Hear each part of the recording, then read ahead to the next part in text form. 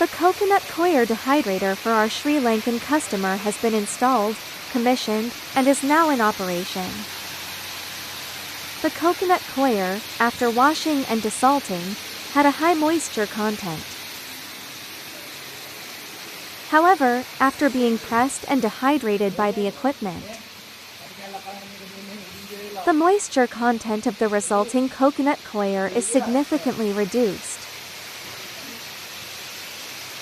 fully meeting the customer's expectations and earning high praise and satisfaction.